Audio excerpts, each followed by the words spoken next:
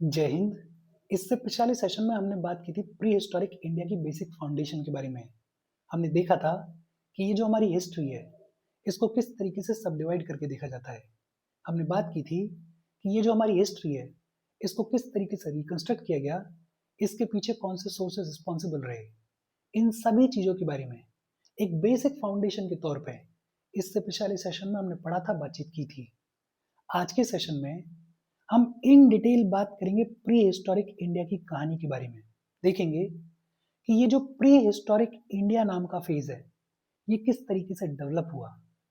ये जो pre historic India नाम का फेज है, इसमें यूजुअली बात की जाती है तीन स्टोन एजेस के बारे में। इन तीनों स्टोन एजेस के बारे में एक एक करके अब हम पढ़ेंगे, बातचीत करेंगे। सबसे पहले हम बात करेंगे पेलियोलिथिक एज के बारे में। स्टोन एज के अंदर जो अर्लीस्ट पीरियड देखने को मिलता है, उसे बुलाया जाता है पेलियोलिथिक एज। पेलियोलिथिक एज में डेवलपमेंट किस तरीके से हुआ, उस सब के बारे में आज हम पढ़ेंगे, बातचीत करेंगे। दूसरा हम बात करेंगे मीजोलिथिक एज के बारे में। स्टोन एज के अंदर जो दूसरा फेज देखने को मिलता है, उसे बुलाया जाता है मीजोलिथिक एज। मीजोलिथिक एज की कहानी क्या रही, उसके बारे में भी आज हम पढ़ेंगे, बातचीत करेंगे। और स्टोन एज के अंदर जो तीसरा फेज देखने को मिलता है, उसको बुलाया जाता है नियोलिथिक एज। नियोलिथिक एज की कहानी क्या है, उसके बारे में भी आगे चलते हुए अल्टीमेटली हम पढ़ेंगे, बातचीत करेंगे। देखो, शुरू करते हैं। सबसे पहले तो बेसिक सवाल, ये जो टर्म है प्री हिस्टोरिक इंडिया, ये टर्म किस चीज को रिप्रेजेंट करता है। और इससे पिछले सेशन में हमने देखा था, प्री हिस्टोरिक इंडिया का मतलब वो वाला फेज जब तक राइटिंग का इन्वेंशन नहीं हुआ है। प्री हिस्टोरिक इंडिया का मतलब वो वाला फेज जब तक स्क्रिप्ट का डेवलपमेंट नहीं हुआ है, राइटिंग के इन्वेंशन से पहले, स्क्रिप्ट के डेवलपमेंट से पहले जितने भी इवेंट्स अकर हुए, उनको रखा जाता है प्री हिस्टोरिक इंडिया की कैटेगरी में। Pre historic India represents that phase which developed before the development of script. Writing का इन्वेंशन नहीं हुआ है, स्क्रिप्ट का डेवलपमेंट नहीं हुआ है, रिटन रिकॉर्ड्स अवेलेबल नहीं है, तो सवाल आता है कि ये जो प्री हिस्टोरिक इंडिया है, इसकी जितनी भी नॉलेज हमारे पास में है, इसकी जितनी भी जानकारी हमारे पास में है, वो हमें कहाँ से मिलती है। और वो हमें मिलती है आर्कियोलॉजिकल एक्सकेवेशंस के थ्रू। आर्कियोलॉजिकल एक्सकेवेशंस किए गए हैं, उनको स्टडी किया गया है, उनको पढ़ा गया है, उनको समझा गया है, और उसके थ्रू ये जो प्री हिस्टोरिक इंडिया है, इसकी नॉलेज को कंस्ट्रक्ट किया गया है। इंडिया के कॉन्टेक्स्ट में अगर बात करें, तो ये जो प्री हिस्टोरिक इंडिया है, इसकी अर्ली फेज में बड़ी ही एक्सटेंसिव स्टडी कंडक्ट करी एक बड़े इंपॉर्टेंट इंसान ने, जिनका नाम है Robert Bruce foot. Robert Bruce foot, इन्होंने अर्ली एक्सटेंसिव स्टडीज कंडक्ट करी for pre historic India. In fact Robert Bruce Foote ने इंडिया के अंदर सबसे पहला पेलियोलिथिक टूल भी डिस्कवर किया। और ये जो सबसे पहला पेलियोलिथिक टूल डिस्कवर किया गया, इसको बुलाया जाता है पलवाराम हैंडेक्स। बेसिकली पलवाराम एक जगह है चेन्नई के पास में, वहां पे एक हैंडेक्स डिस्कवर किया गया है। ये जो पलवाराम हैंडेक्स है, it is the first palaeolithic tool discovered in India. और किसने डिस्कवर किया इसको? इसको डिस्कवर किया है रॉबर्ट ब्रूस फुट ने। इनफैक्ट रॉबर्ट ब्रूस फुट ने और बहुत सारे प्री हिस्टोरिक साइट्स को डिस्कवर किया इन इंडिया। तो ये जो प्री हिस्टोरिक इंडिया है, इसको अर्ली फेज में बड़ा ही एक्सटेंसिवली स्टडी करने का क्रेडिट किसको जाता है? रॉबर्ट ब्रूस फुट को जाता है। रॉबर्ट ब्रूस फुट के अलावा एक और इंसान है जिनका बड़ा सिग्निफिकेंट कंट्रीब्यूशन है इस प्री हिस्टोरिक इंडिया को स्टडी करने में, और उनका नाम है sir Mortimer wheeler. Sir Mortimer wheeler ने भी प्री हिस्टोरिक इंडिया को बड़ा ही एक्सटेंसिवली स्टडी किया है। बहुत सिंपल और इजी सी बातचीत है। अच्छा, ये जो प्री हिस्टोरिक इंडिया नाम का फेज है, इसको आमतौर पे स्टोन एज बुलाया जाता है। आमतौर पे क्या बुलाया जाता है? स्टोन एज बुलाया जाता है। और नाम से ही आपको चीजें समझ में आ रही होंगी, स्टोन की इंपॉर्टेंस है। टूल्स जो है वो स्टोन्स के बने हुए हैं, आगे चलते हम देखेंगे। तो ये जो प्री हिस्टोरिक इंडिया नाम का फेज है, इसको स्टोन एज भी बुलाया जाता है, आमतौर पर स्टोन एज बुलाया जाता है। और जियोलॉजिकल एज के बेसिस पे ये जो इंडियन स्टोन एज है, इसको 3 कैटेगरीज में क्लासिफाई करके देखा जाता है।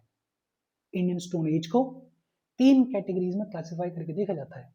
कौन कौन सी 3 कैटेगरीज हैं? सबसे पहली कैटेगरी है पैलियोलिथिक एज। पैलियोलिथिक एज या फिर ओल्ड स्टोन एज। ये जो पैलियोलिथिक एज है, ये देखने को मिलती है लगभग 5 लाख बीसी से लेके 10,000 बीसी के बीच में। Earliest phase, earliest period of stone age, उसको क्या बुलाया जाता है? Palaeolithic age. और ये जो पैलियोलिथिक एज है, ये देखने को मिलती है लगभग 5 लाख बीसी से लेके 10,000 बीसी के बीच में। इंडियन स्टोन एज में जो दूसरा फेज देखने को मिलता है, वो है मीजोलिथिक एज। ये जो मीजोलिथिक एज है, इसको लेट स्टोन एज भी बुलाया जाता है। ये जो मीजोलिथिक एज है, ये देखने को मिलती है लगभग 10,000 बीसी से लेके 6,000 बीसी के बीच में। दूसरा फेज मीजोलिथिक एज। और जो लास्ट फेज है इंडियन स्टोन एज का, उसे बुलाया जाता है नियोलिथिक एज। नियोलिथिक एज या न्यू स्टोन एज। ये जो नियोलिथिक एज है, ये देखने को मिलती है लगभग 6,000 बीसी से लेके 1000 बीसी के बीच में। Very simple. ये जो इंडियन स्टोन एज है, इसको 3 कैटेगरीज में क्लासिफाई करके देखा जाता है। कौन कौन सी 3 कैटेगरीज हैं? पैलियोलिथिक एज, मीजोलिथिक एज और नियोलिथिक एज। अच्छा, ये जो टाइम फ्रेम दिया गया है, इस टाइम फ्रेम के ऊपर बहुत ज्यादा फोकस नहीं करना, मोटा मोटा याद रखना। बिकॉज ये जो टाइम फेज दिया गया है, इसमें छोटे मोटे वेरिएशंस हो सकता है आपको देखने को मिले। अलग अलग बुक्स में अलग अलग रेफरेंस मटेरियल यूज किया जाता है, और उसके हिसाब से ये जो टाइम फेज है, ये थोड़ा बहुत वेरी कर सकता है। बट मोटा मोटा अगर देखें तो टाइम फेज कुछ इस तरीके का दिखाई देता है हमारी इंडियन स्टोन एज का। बहुत सिंपल और इजी सी बातचीत है। अब तक 2-3 चीजें आपको दिमाग में बिठानी है। एक तो जब हम बात करते हैं प्री हिस्टोरिक इंडिया के बारे में, तो हम बात कर रहे हैं उस फेज के बारे में जब राइटिंग का इन्वेंशन नहीं हुआ है। हम बात कर रहे हैं उस फेज के बारे में जब स्क्रिप्ट का डेवलपमेंट नहीं हुआ है। तो ये जो प्री हिस्टोरिक इंडिया है, इसकी जितनी भी जानकारी हमारे पास में है, वो कहां से आती है? वो आर्कियोलॉजिकल एक्सकवेशंस के थ्रू आती है। ये जो प्री हिस्टोरिक इंडिया है, इसकी अर्ली फेज में बड़ी ही एक्सटेंसिव स्टडी किसने कंडक्ट करी? रॉबर्ट ब्रूस फुट ने कंडक्ट करी। इनफैक्ट रॉबर्ट ब्रूस फुट ने इंडिया के अंदर सबसे पहला पैलियोलिथिक टूल भी डिस्कवर किया, जिसको पलवाराम हैंडेक्स बुलाया जाता है। रॉबर्ट ब्रूस फुट के अलावा सर मॉर्टिमर व्हीलर, इनका भी बड़ा इंपॉर्टेंट कंट्रीब्यूशन है। ये जो प्री हिस्टोरिक इंडिया है, इस फेज को आमतौर पे क्या बुलाया जाता है? स्टोन एज बुलाया जाता है। और ये जो इंडियन स्टोन एज है, इसको 3 कैटेगरीज में क्लासिफाई करके देखा जाता है। कौन कौन सी 3 कैटेगरीज हैं? सबसे अर्लीस्ट फेज है पैलियोलिथिक एज। पैलियोलिथिक एज के बाद देखने को मिलता है मीजोलिथिक एज, और मीजोलिथिक एज के बाद देखने को मिलता है नियोलिथिक एज। इन सभी के बारे में एक एक करके हम पढ़ेंगे, बातचीत करेंगे। मैं अपने नोट्स भी शेयर करूंगा, दिखाऊंगा कि किस तरीके से आप अपने शॉर्ट नोट्स बना सकते हो। लेकिन एक बार पहले पैलियोलिथिक एज के बारे में बात कर लेते हैं। पैलियोलिथिक एज का मतलब, इस एज के दौरान जिस भी फॉर्म का ह्यूमन बीइंग देखने को मिल रहा है, वो हंटर्स हैं, वो गैदरर्स हैं। हंटिंग करते हैं पेट वेट भरने के लिए, गैदरिंग करते हैं, कहीं से सब्जियां ले ली, कहीं से फल ले लिए, जो भी उस टाइम पे अवेलेबल था अपना पेट भरने के लिए। तो पैलियोलिथिक एज के अंदर हंटर्स देखने को मिलते हैं, गैदरर्स देखने को मिलते हैं। ये जो पैलियोलिथिक एज है, it is the earliest period of stone as. Stone age, Indian stone age का जो अर्लीस्ट पीरियड है, उसको बुलाया जाता है पैलियोलिथिक एज। और ये जो पैलियोलिथिक एज है, ये डेवलप हुई प्लिस्टोसीन पीरियड में। प्लिस्टोसीन पीरियड या फिर आइस एज के दौरान ये जो पैलियोलिथिक एज है, ये डेवलप हुई जब ऑलमोस्ट हमारी पूरी अर्थ आइस से कवर्ड थी। आइस एज अर्थ के ऊपर देखने को मिल रही थी। जब प्लिस्टोसीन पीरियड चल रहा था, उस पीरियड के दौरान ये जो पैलियोलिथिक एज है, ये देखने को मिलती है। इंडिया के कॉन्टेक्स्ट में अगर बात करें, तो ये जो पैलियोलिथिक एज है, ये ऑल ओवर इंडिया देखने को मिलती है। पूरे इंडिया में देखने को मिलती है सिवाय 2-3 जगहों के। कौन कौन सी 2-3 जगह? एक तो इंडस और गंगा के जो एलुवियल प्लेन्स हैं, वहां पे ये जो पैलियोलिथिक एज है ये देखने को नहीं मिलती है। दूसरा, सदर्न तमिलनाडु में ये जो पैलियोलिथिक एज है ये देखने को नहीं मिलती है। और तीसरा, वेस्टर्न घाट्स के जो हिली एरियाज हैं वहां पे ये जो पैलियोलिथिक एज है ये देखने को नहीं मिलती है। इन जनरल पैलियोलिथिक एज के दौरान हंटर्स देखने को मिलते थे, गैदरर्स देखने को मिलते थे। अभी शुरुआत हो रही है जीवन की, तो आप समझ सकते हो कि हंटर्स हैं, गैदरर्स हैं। स्टोन एज का अर्लीस्ट पीरियड है ये पैलियोलिथिक एज। आइस एज के दौरान ये जो पैलियोलिथिक एज है ये डेवलप हुई। इंडिया में ऑल ओवर पैलियोलिथिक एज देखने को मिलती है सिवाय 2-3 जगहों के। एक तो इंडस और गंगा के एलुवियल प्लेन्स में देखने को नहीं मिलती, दूसरा सदर्न तमिलनाडु में देखने को नहीं मिलती, और तीसरा वेस्टर्न घाट्स के हिली एरियाज में देखने को नहीं मिलती। अच्छा, ये जो पैलियोलिथिक एज है, इस एज के दौरान जो प्री हिस्टोरिक मैन था, जो अर्लीस्ट मैन था एक तरीके से, ही और she belonged to the species of Homo erectus. Homo erectus नाम की जो स्पीशीज थी उसको बिलोंग करता था ये प्री हिस्टोरिक मैन। और ये जो पैलियोलिथिक एज का मैन है, इसकी अपनी कोई भी कॉम्प्लेक्स लैंग्वेज नहीं है, अपनी कोई भी कॉम्प्लेक्स भाषा नहीं है, लैंग्वेज नहीं है। हाँ, हो सकता है कुछ साउंड्स का यूज करता हो सकता है कुछ वर्ड्स का यूज करता हो, लेकिन कोई अपनी कॉम्प्लेक्स लैंग्वेज नहीं थी।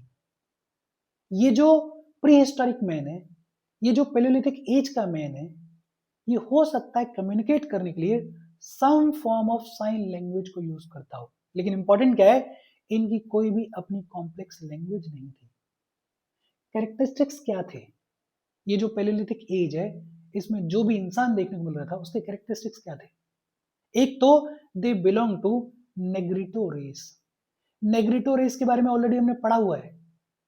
तो ये जो पैलियोलिथिक एज का मैन है, ये नेग्रिटो रेस को बिलोंग करता था।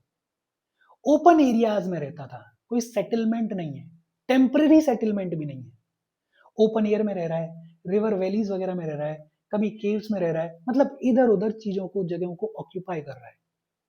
फूड गैदरिंग का काम होता था। तब तक फूड की कोई जानकारी होगी भी नहीं बहुत ज्यादा, तो जो भी वेजिटेबल्स वगैरह या जो भी खाने लायक चीजें, ऐसे बोल दें तो ज्यादा बेहतर है, उसको गैदर करता था, खाता था। हंटिंग वगैरह थोड़ी बहुत करता था।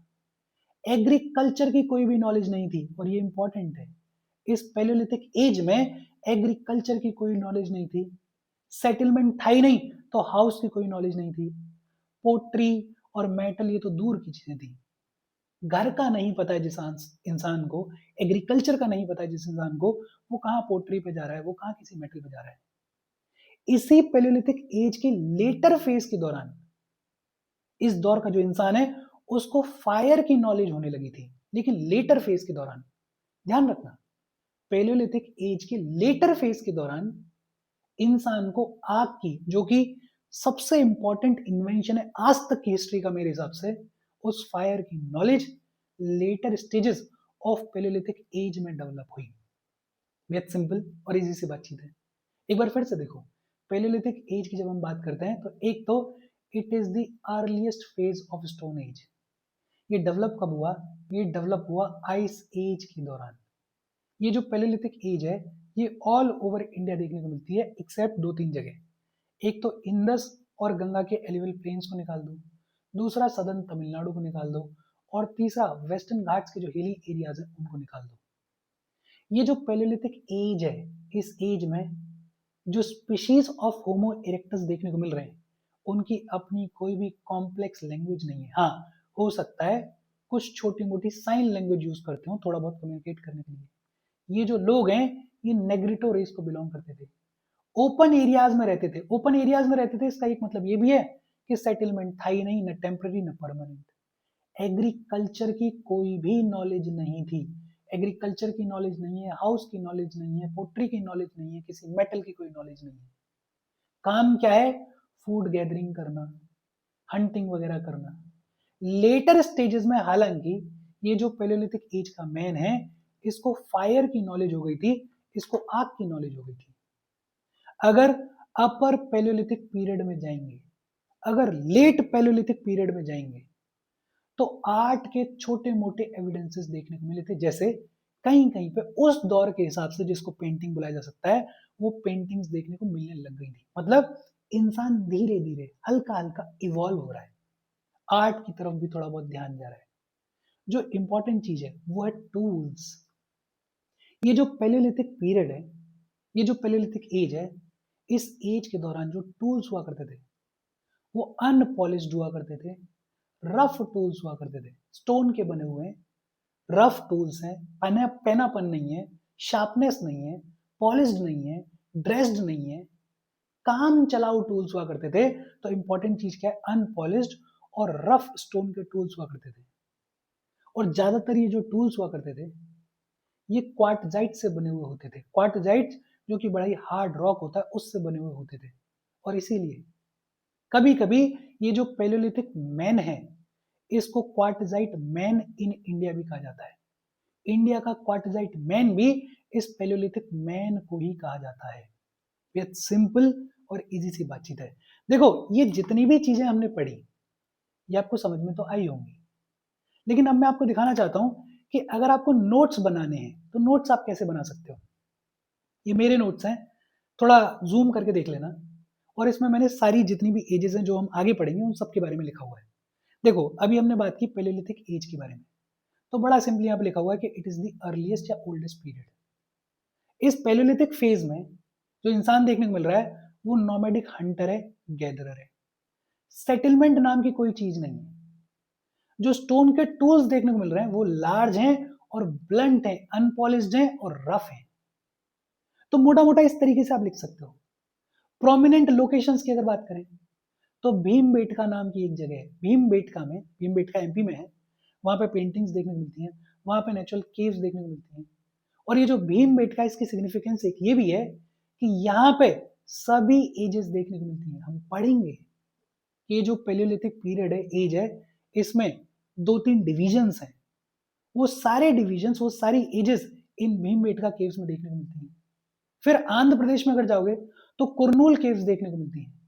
ये जो कुरनूल केव्स हैं यहाँ पे ऐश देखने को मिलती है। युआनसिंग में लाइमस्टोन के टूल्स देखने को मिलते हैं। महाराष्ट्र में एक जगह है पटने, और ये जो महाराष्ट्र में जगह है पटने, यहाँ पे बीट्स ऑफ ऑस्ट्रिच एग मिले हैं। ऑस्ट्रिच के जो एविडेंसेस हैं वो पटने महाराष्ट्र में मिले हैं।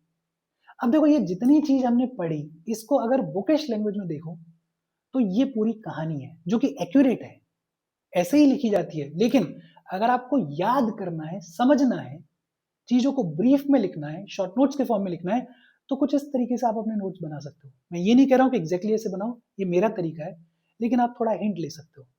इसके बाद हम पढ़ेंगे मीजोलिथिक एज के बारे में। अब यहाँ पे कितना छोटे छोटे में लिखा हुआ है कि mesolithic age basically transition period था। ये जो मीजोलिथिक एज है इसमें माइक्रोलिथ्स देखने को मिलेंगे, इसमें कंपैरेटिवली स्मॉल स्टोन के टूल्स देखने को मिलेंगे। ये जो मीजोलिथिक फेज आएगा इसमें एग्रीकल्चर की शुरुआत हो जाएगी कुछ हद तक, और एनिमल्स के डोमेस्टिकेशन की शुरुआत हो जाएगी। इतने से ही आपको फर्क पता चल जाएगा कि पैलियोलिथिक में क्या हो रहा है, मीजोलिथिक में क्या हो रहा है। फिर हम न्यूलिथिक के बारे में पढ़ेंगे जिसको न्यू स्टोन एज कहा जाता है। न्यूलिथिक एज में सेटलमेंट की शुरुआत हो जाएगी, कल्चरल डेवलपमेंट की शुरुआत हो जाएगी, वाटर बॉडीज के इर्द गिर्द सेटल्ड लाइफ देखने को मिलेगी, कस्टम्स और प्रैक्टिस की शुरुआत हो जाएगी। तो ये सारी चीजें आगे चलते हम देखेंगे, लेकिन हाँ फिलहाल के लिए पैलियोलिथिक के बारे में हमने पढ़ लिया, मीजोलिथिक के बारे में हम पढ़ेंगे। तो आपको ये नोट्स मेकिंग, इस पर भी थोड़ा बहुत काम करने की जरूरत है।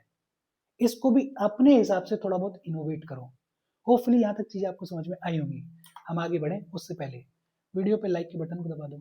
लाइक दबाना जरूरी है, बिकॉज यूट्यूब ऐसे ही फंक्शन करता है। जब आप वीडियो पे लाइक के बटन को दबाते हो तो यूट्यूब वीडियो को कंसिडर करता है, थोड़ा सा पुश कर देता है। तो लाइक का बटन दबा दो, शेयर कर दो अपने सोशल मीडिया हैंडल्स पे, व्हाट्सएप वगैरह पे अपने फ्रेंड्स को। जो भी लोग इसमें इंटरेस्टेड है, इससे रिलेटेड पढ़ाई करो, उनको शेयर कर दो।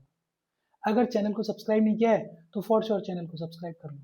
और अगर आप केपेबल हो, हेल्प करना चाहते हो, तो आप हमें हेल्प कर सकते हो by clicking on the join button, या फिर आप कंट्रीब्यूट भी कर सकते हो क्यूआर कोड को स्कैन करके। अच्छा, मोटा मोटा हमें ये तो समझ में आ गया कि ये जो पैलियोलिथिक एज है इसमें इंसान किस तरीके का दिखाई दे रहा है।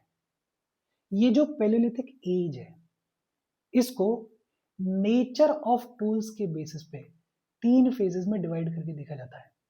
जो स्टोन के टूल्स यूज किए जा रहे हैं उन टूल्स के बेसिस पे ये जो पैलियोलिथिक एज है इसको 3 फेजेस में डिवाइड करके देखा जाता है। कौन कौन से 3 फेजेस हैं? एक है अर्ली या फिर लोअर पैलियोलिथिक एज। सबसे पहला अर्ली या फिर लोअर पैलियोलिथिक एज, दूसरा मिडिल पैलियोलिथिक एज, दूसरा है मिडिल पैलियोलिथिक एज, और तीसरा लेट या फिर अपर पैलियोलिथिक एज। तीसरा कौन सा है? लेट या फिर अपर पैलियोलिथिक एज। फर्क क्या है? फर्क देखो देखो जब हम बात करते हैं अर्ली या फिर लोअर पैलियोलिथिक एज के बारे में, तो ये देखने को मिलती है लगभग 5 लाख बीसी से लेके 50,000 बीसी के बीच में। लगभग 5 लाख बीसी से लेके 50,000 बीसी के बीच में देखने को मिलती है अर्ली पैलियोलिथिक एज। और ये जो अर्ली पैलियोलिथिक एज है, शुरुआत हो रही है यहाँ से। तो यहाँ पे जो टूल्स देखने को मिलते हैं वो बहुत ही ज्यादा हैवी होते थे और बहुत ही ज्यादा रफ होते थे। Very heavy and very rough stone tools were seen in this early palaeolithic age. जैसे स्टोन के टूल्स हैं, हैंड एक्सेस बना ली, लेकिन हैंड एक्सेस जैसी आज हम देखते हैं वैसी नहीं है। पत्थर की बनी हुई है, भारी हैं, रफ हैं, ब्लंट हैं, शार्प नहीं है। चॉपर्स देखने को मिलते थे चॉपिंग वगैरह करने के लिए, थोड़ा बहुत भाई हंट करके लाए तो थोड़ा बहुत स्किनिंग वगैरह चॉपिंग करने के लिए चॉपर्स देखने को मिलते थे, लेकिन ये भी ब्लंट होते थे। क्लीवर्स देखने को मिलते थे, जो हाशिया टाइप की चीज होती है वो क्लीवर्स भी देखने को मिलते थे। लेकिन इंपॉर्टेंट क्या है कि ये जो अर्ली पैलियोलिथिक एज है इसमें जो स्टोन टूल्स देखने को मिलते थे दे वर हैवी, दे वर रफ। ये जो अर्ली पैलियोलिथिक एज है ये लार्जली देखने को मिलती है आइस एज के दौरान। ऑलमोस्ट पूरी अर्थ के ऊपर आइस एज थी, आइस कवर्ड थी हमारी अर्थ। उस फेज के दौरान प्राइमरीली ये जो अर्ली या लोअर पैलियोलिथिक फेज है ये डेवलप हो रहा था।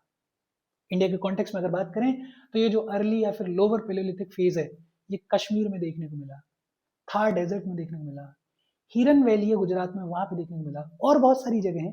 लेकिन हम मोटा मोटा अगर देखें तो इन जगहों पे ये सब जो अर्ली पैलियोलिथिक फेज है ये देखने को मिला। मिडिल पैलियोलिथिक फेज की अगर बात करें तो लगभग 3,85,000 बीसी से लेके 40,000 बीसी के बीच में ये जो मिडिल पैलियोलिथिक एज है, फेज है, ये देखने को मिलता है। और फर्क क्या हुआ?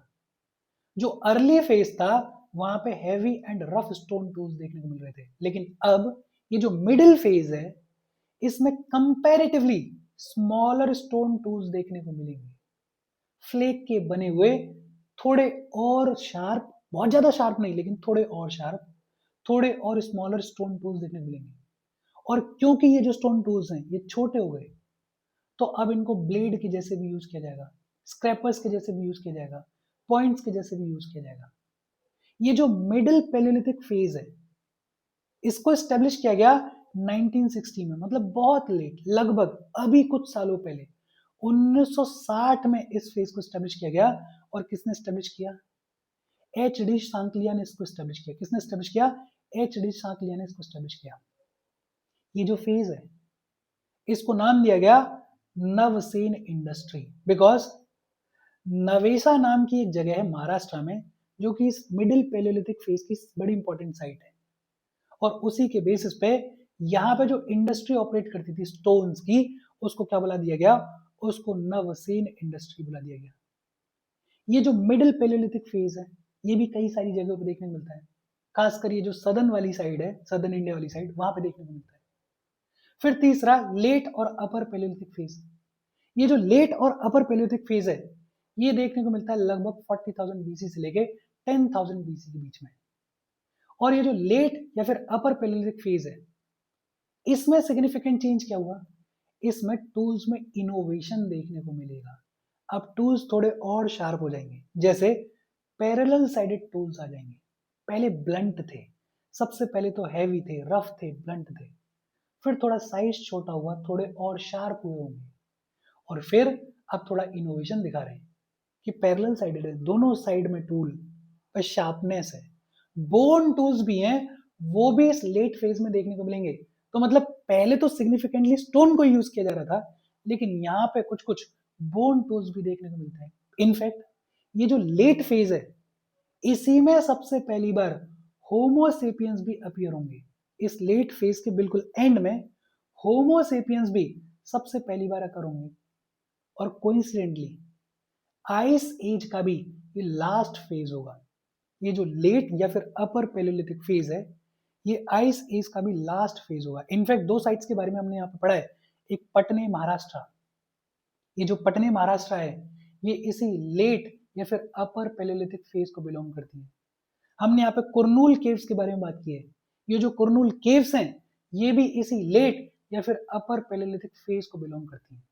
बेहद सिंपल और इजी सी बातचीत है। देखो इसमें कंफ्यूज होने की जरूरत नहीं है, आपको तो इवोल्यूशन ध्यान में रखना है, ट्रांजिशन ध्यान में रखना है। अर्ली पैलियोलिथिक फेज की बात कर रहे हैं, हैवी रफ स्टोन टूल्स हैं। मिडिल पैलियोलिथिक फेज की बात कर रहे हैं, टूल्स जो है वो थोड़े और स्मॉलर हो गए हैं, थोड़ा और उसमें शार्पनेस आ गई है। और जब हम बात करते हैं लेट या फिर अपर पैलियोलिथिक फेज के बारे में, तो टूल्स में इनोवेशन देखने को मिल रहा है। इनफैक्ट बोन टूल्स भी कहीं कहीं पे देखने को मिल रहे हैं। और ये जो लेट फेज है पैलियोलिथिक एज का, इसी में सबसे पहली बार होमोसेपियंस भी अकर होंगे, और कोइंसिडेंटली ये आइस एज का भी लास्ट फेज होगा। देखो अभी तक हमने सिर्फ और सिर्फ पैलियोलिथिक एज के बारे में बात की है। पैलियोलिथिक एज में इंसान कैसा था, कामकाज कैसा था वो देखा, और फिर स्टोन टूल्स जो है उनके बेसिस पे इसके 3 फेजेस कौन से थे उसके बारे में बातचीत की। फिर आता है दूसरा फेज, और ये है mesolithic age. Indian stone age का दूसरा फेज मीजोलिथिक एज। और इस मीजोलिथिक एज में जिस भी फॉर्म का इंसान था वो हंटर था और हर्डर था। ध्यान देना, हमने जब बात की पैलियोलिथिक एज के बारे में तो हमने शुरुआत की थी हंटर और गैदरर के साथ में, लेकिन जब हम बात कर रहे हैं मीजोलिथिक एज के बारे में तो इंसान हंटर है अभी भी, लेकिन हर्डर भी हो गया है। मतलब कुछ हद तक ये कहें कि माइन्यूट लेवल पे एनिमल्स की नॉलेज, एनिमल्स के डोमेस्टिकेशन की नॉलेज इस इंसान को होने लगी है। और ये जो मीजोलिथिक एज है, it is the intermediate stage of stone age. Earliest age palaeolithic age थी, अर्लीस्ट पीरियड पैलियोलिथिक एज थी। इंटरमीडिएट स्टेज जो है वो कौन सी है, वो मीजोलिथिक एज है। ग्रीक लैंग्वेज में अगर देखें तो मीजो का मतलब होता है मिडिल और लिथिक का मतलब होता है स्टोन, और मीजोलिथिक एज का मतलब क्या हो जाएगा एक तरीके से, द मिडिल स्टोन एज। और ये जो मीजोलिथिक एज है ये बिलोंग करती थी होलोसीन एरा से। ध्यान देना, जब हमने बात करी पैलियोलिथिक एज के बारे में तो ये बिलोंग करती थी प्लिस्टोसीन पीरियड से।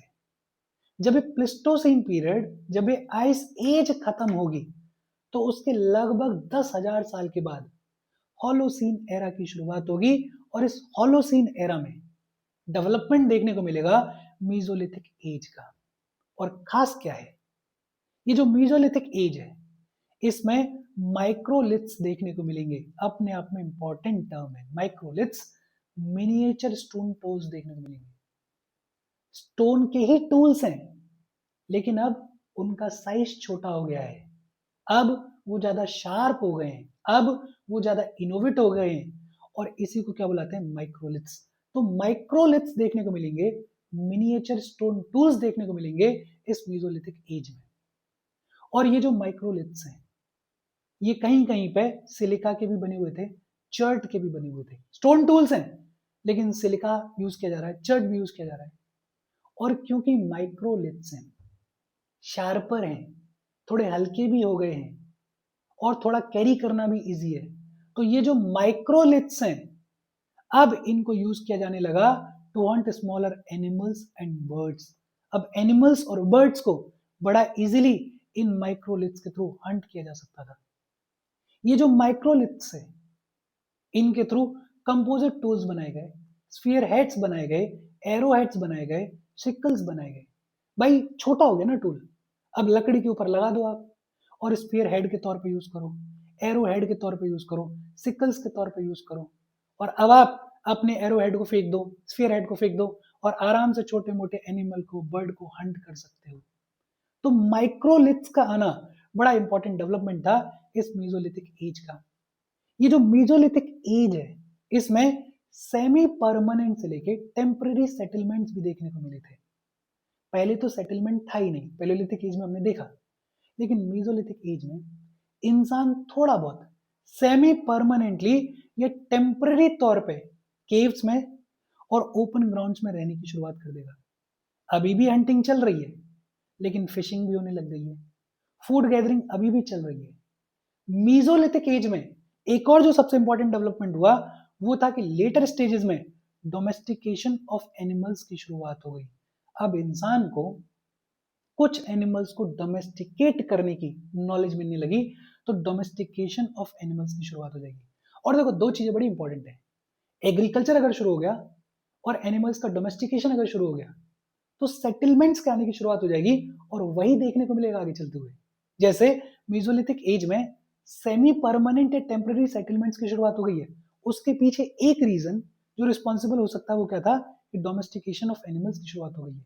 अब आप जानवर को हर जगह पे लेके नहीं जा सकते हो। डोमेस्टिकेशन करोगे तो आपको सेमी परमानेंट तौर पे, टेम्पररी तौर पे कहीं ना कहीं रहना पड़ेगा। और ये जो मीजोलिथिक एज है, ये एक तरीके से प्री एग्रीकल्चरल टाइम्स है। मतलब एग्रीकल्चर की थोड़ी बहुत नॉलेज डेवलप होने लगी है, लेकिन प्रॉपर एग्रीकल्चर डेवलप नहीं हुआ है। फायर की जानकारी पैलियोलिथिक एज के लेटर फेज में लगी गई थी, और अब ये जो फायर है, इस फायर को ये जो मीजोलिथिक एज के लोग हैं ये एक्सटेंसिवली यूज कर रहे थे। परहैप्स रोस्टेड फूड भी इसी फेज में देखने को मिला, पका हुआ खाना भी इसी फेज में देखने को मिला। ये जो मीजोलिथिक एज है, इसके दौरान जो लोग मरते थे उनको बरी किया जाता था। और अगर मरने वाले लोगों को बरी किया जा रहा है, इसका मतलब लाइफ आफ्टर डेथ में एक बिलीफ सिस्टम हो सकता है इस मीजोलिथिक एज के लोगों का हो। और ये जो मीजोलिथिक एज है, इस एज के दौरान जो लोग थे उन्होंने रॉक आर्ट को इनिशिएट कर दिया था। कुछ कुछ हद तक पैलियोलिथिक एज के दौरान हमने देखा था कि एविडेंस ऑफ आर्ट दिखने लगे थे, लेकिन जो आर्ट का एविडेंस है वो बहुत ज्यादा डेवलप नहीं था। लेकिन मीजोलिथिक एज के दौरान रॉक आर्ट देखने को मिलता है, आर्टिस्टिक स्किल्स के ऊपर काम किया जा रहा है, ये इंडिकेशन है। जो सबसे पहली रॉक पेंटिंग इंडिया में डिस्कवर की गई वो कहाँ की गई, वो सोहागी घाट पे डिस्कवर की गई। सोहागी घाट कहाँ पर है, खेमूर हिल्स, उत्तर प्रदेश। उत्तर प्रदेश में जो खेमूर हिल्स हैं वहां पे सोहागी घाट में फर्स्ट रॉक पेंटिंग्स को डिस्कवर किया गया। ये जो मीजोलिथिक एज की रॉक पेंटिंग्स हैं सिग्निफिकेंट है, इवोल्यूशन बताती हैं।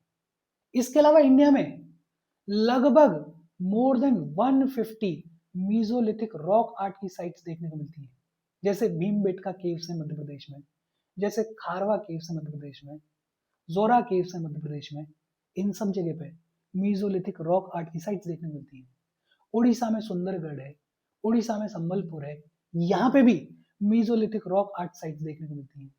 केरला में इजुतु गुआ है, और वहां पे भी मीजोलिथिक रॉक आर्ट साइट्स देखने को मिलती हैं। लेकिन खास बात क्या है कि ये जो रॉक आर्ट देखने को मिलती है मीजोलिथिक एज की, इसमें एनिमल्स को खूब डिपिक्ट किया गया है, एनिमल्स को खूब दिखाया गया है, लेकिन स्नेक्स को नहीं दिखाया गया है। सांप बिल्कुल भी नहीं दिखाए गए हैं इन रॉक आर्ट की पेंटिंग्स में ऑफ दिस मीजोलिथिक एज। बेहद सिंपल और इजी सी बातचीत है। देखो, मीजोलिथिक एज में आपको डेवलपमेंट दिख रहा होगा। इंटरमीडिएट स्टेज है एक, तो इंटरमीडिएट स्टेज है स्टोन एज की। हेलोसीन एरा के दौरान ये जो मीजोलिथिक एज है ये डेवलप हुई।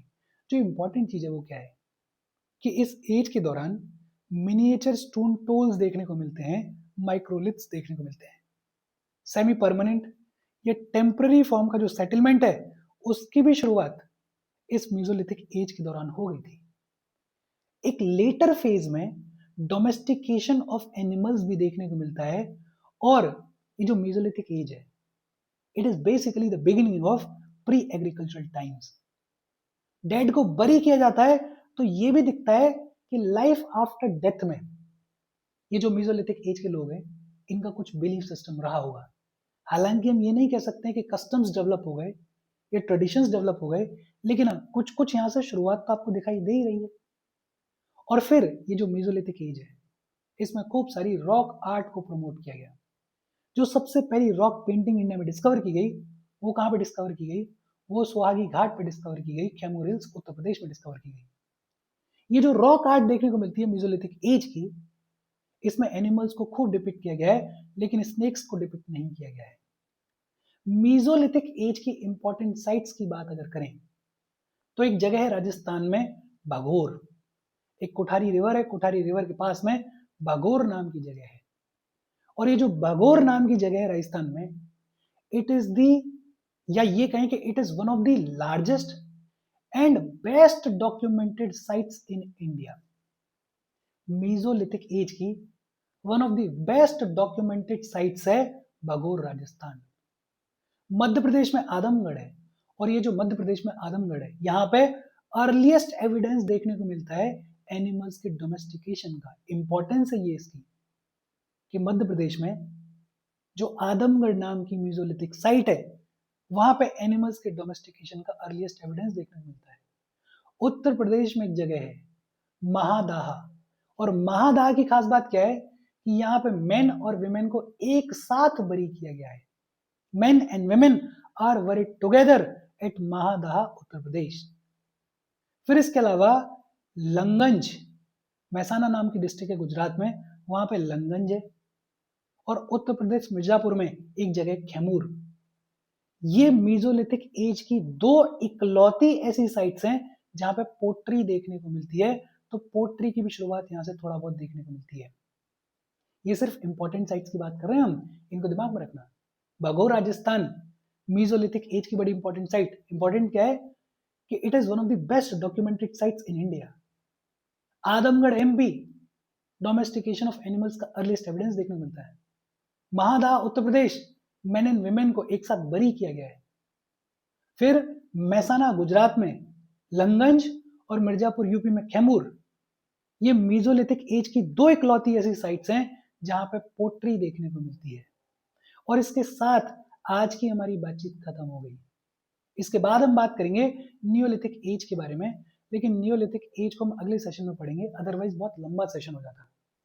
देखो काम ये करना है, नोट्स बनाते चलना, कोशिश ये करना कि कुछ इस फॉर्मेट में, कंपैरेटिव फॉर्मेट में आप अपने नोट्स बनाते चलो, ताकि चीजें रिवाइज करने में आपको इजी रहे। कोई डाउट हो कमेंट करके पूछ लेना। Thank you very much.